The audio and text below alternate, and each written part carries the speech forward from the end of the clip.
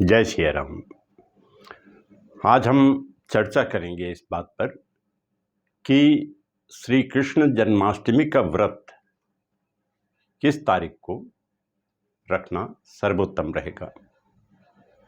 जैसे कि हम जानते हैं कि श्री कृष्ण का जन्म भाद्रपद अष्टमी को रात्रि 12 बजे हुआ था और उस समय जो नक्षत्र था वो रोहिणी नक्षत्र था। तो दो शर्तें होनी चाहिए व्रत रखने की कि एक तो भाद्रपद कृष्ण पक्ष की अष्टमी हो और दूसरा ये कि रात्रि 12 बजे रोहिणी नक्षत्र हो।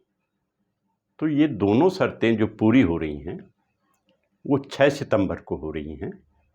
इसलिए 6 सितंबर को श्री कृष्ण जन्माष्टमी का व्रत रखना सर्वोत्तम रहेगा। अब इसमें हम ये देखते हैं कि अष्टमी 6 सितंबर को कितने बजे से शुरू हो रही है और 7 सितंबर को कितने बजे तक अष्टमी तिथि रहेगी। 6 सितंबर को 3:37 PM से 7 सितंबर 4:12 PM तक अष्टमी तिथि है और जो रोहिणी नक्षत्र है वो 6 सितंबर को 7:18 AM से 7 सितंबर 10:21 AM तक है। तो इसका मतलब जो अष्टमी का व्रत है वो 6 सितंबर को मनाना सर्वोत्तम रहेगा। और हमेशा ये जो व्रत है श्री कृष्ण जन्माष्टमी का, ये 2 दिन मनाते हैं लोग। जो स्मार्त लोग हैं वो इसको पहले दिन मनाते हैं और जो वैष्णव हैं वो इसको दूसरे दिन मनाते हैं जन्म होने के पश्चात।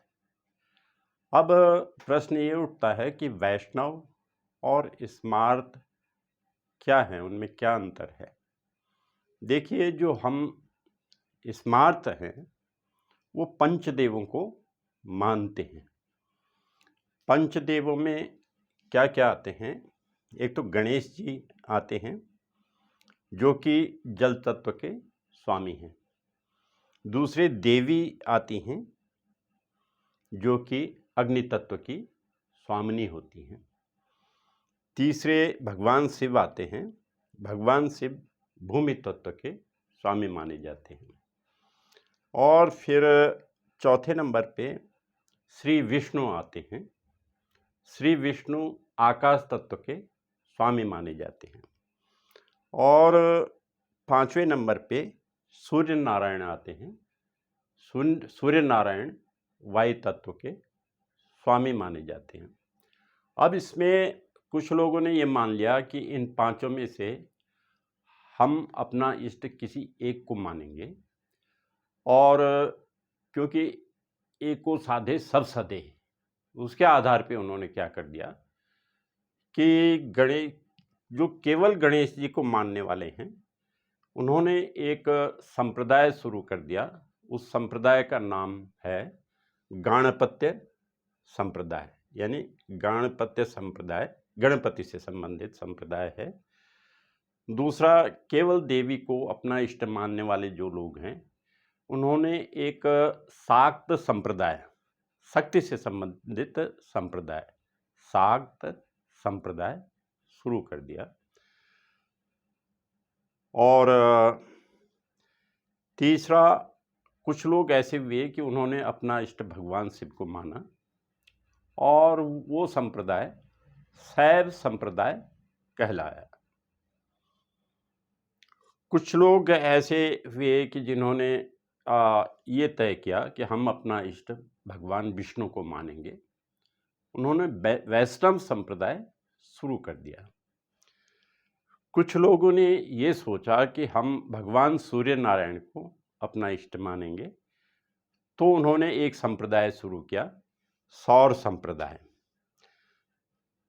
तो जो सभी देवताओं को मानते हैं, पंचदेवों को मानते हैं, गणपति, देवी, शिव, श्री विष्णु और सूर्य, जो इन पांचों पंचदेवों को मानते हैं, वो स्मार्त कहलाते हैं। और जो केवल श्री विष्णु को अपना इष्ट मानते हैं, वो वैष्णव कहलाते हैं। और वैष्णव अगले दिन, भगवान के जन्म के पश्चात अगले दिन, वो श्री कृष्ण जन्माष्टमी का व्रत रखते हैं और इस जन्मोत्सव को मनाते हैं। हो सकता है कि उसमें ये भी कारण हो कि सूर्योदय की जो अष्टमी तिथि जो सूर्योदय के समय पड़ती है, वो 7 सितंबर को पड़ रही है, अगले दिन पड़ती है। इसलिए भी हो सकता है कि वो अगले दिन को प्राथमिकता देते हों। लेकिन जो सामान्य लोग हैं, जो पंचदेवों को मानते हैं, वो श्री कृष्ण जन्माष्टमी 6 सितंबर को मनाएं तो उचित रहेगा। अब इस पे थोड़ा चर्चा करते हैं कि श्री कृष्ण जन्माष्टमी क्यों लोग मनाते हैं और किस तरह से श्री कृष्ण का अवतार इस धरती पर हुआ, क्या कारण थे उसके। ऐसा था कि जो दुष्ट शक्तियां थी, उनका वर्चस्व हो गया था धरती पर, जिसके कारण धरती बहुत परेशान हो गई थी और धरती गाय के रूप में देवताओं के पास गई और देवता गाय को ब्रह्मा जी के पास ले गए। ब्रह्मा जी ने भी चिंतन किया तो वो क्षीर सागर में श्री विष्णु के पास पहुँचे, जो कि योग निद्रा में थे उस समय। जब ये लोग पहुँचे तो फिर वो उठे और फिर उन्होंने सभी देवताओं को कहा कि तुम ऐसे करो कि ब्रज में गोपियों के रूप में जन्म लो और मैं भी वसुदेव देवकी के पुत्र के रूप में अवतरित होऊंगा। और इस बीच जो घटनाएं हुई, जो कंस और देवकी और वसुदेव से संबंधित हैं कि भाई वो रथ पे जा रहे थे, कंस अपनी चचेरी बहन की विदाई कर रहा था, उसी समय आकाशवाणी हुई और आकाशवाणी ने कहा कि जिस बहन को तुम जो है इतने प्यार से ले जा रहे हो, उसी के 8वें पुत्र द्वारा तुम मारे जाओगे। तो फिर कंस घबरा गया, उसने अपनी बहन की हत्या करना चाहा। वसुदेव जी ने उसको रोका और कहा कि इसकी जो भी संतान होगी मैं तुम्हें सौंपते जाऊंगा, तुम उसकी हत्या करते जाना। और ऐसे ही हुआ, 7 संतान तक तो कंस ने हत्या कर दी। और जब 8वें संतान का जन्म होने का समय आया तो भगवान विष्णु जेल में चतुर्भुज रूप में प्रकट हो गए, शंख चक्र गदा पद्म के साथ। और उनके प्रकट होते ही दिव्य प्रकाश उत्पन्न हो गया जेल में। और जो वसुदेव देवकी की बेड़ियां थी वो टूट गईं और जो पहरेदार थे, सैनिक थे, सबको नींद आ गई और जेल के ताले टूट गए। भगवान ने वसुदेव देवकी जी को कहा कि आप चिंता मत करो, मैं जल्दी ही शिशु रूप धारण कर लूँगा और आप ऐसे करना कि आप मुझे जो है ब्रज में ले जाना, नंद बाबा के यहाँ, और वहाँ यशोदा जी की पुत्री वी है, आप मुझे वहाँ रख देना, उस पुत्री को इधर ले आना। और ऐसा ही फिर उसके बाद वो शिशु रूप में परिवर्तित हो गए भगवान। और वसुदेव जी ने ऐसे ही किया जैसे उनको निर्देश दिए गए थे।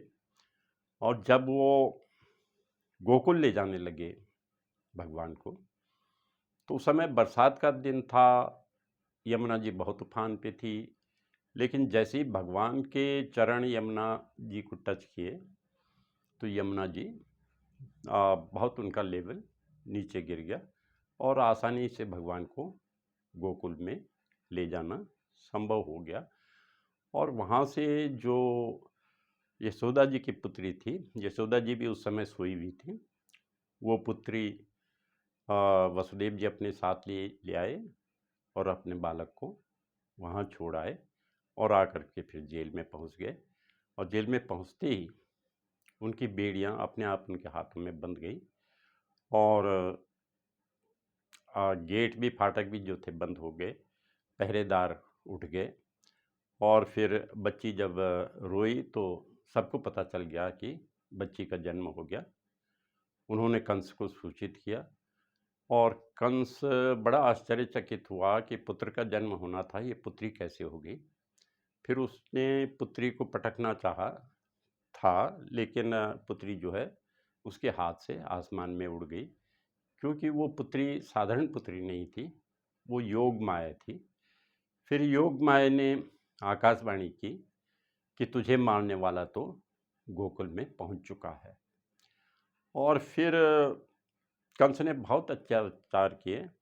जो नए नए शिशु उत्पन्न हुए थे इन दोनों, उनकी ज़्यादातर की कंस ने हत्या कर दी, लेकिन श्री कृष्ण बचे रह गए। और इस तरह से बाकी और की कहानियाँ आप जानती हैं कि उन्होंने किस तरह से राक्षसों का अंत किया और धरती का भार कम किया। तो आप जो है जो स्मार्त हैं वो 6 सितंबर को जन्माष्टमी का व्रत रखें और वैष्णव 7 सितंबर को रख सकते हैं। और इस दिन, व्रत के दिन, हमें क्या करना है कि हमें अपने दिलो दिमाग में वैष्णवता उत्पन्न करनी है, क्योंकि भगवान विष्णु के ही अवतार हैं श्री कृष्ण। और उनका जो मंत्र है, जो बहुत पवित्र मंत्र है, वो है ओम ओम नमो भगवते वासुदेवाय, ओम नमो भगवते वासुदेवाय, ओम नमो भगवते वासुदेवाय। एक मंत्र और है, ओम क्लीं कृष्णाय नमः, ओम क्लीं कृष्णाय नमः, ओम क्लीं कृष्णाय नमः। धन्यवाद, नमस्कार।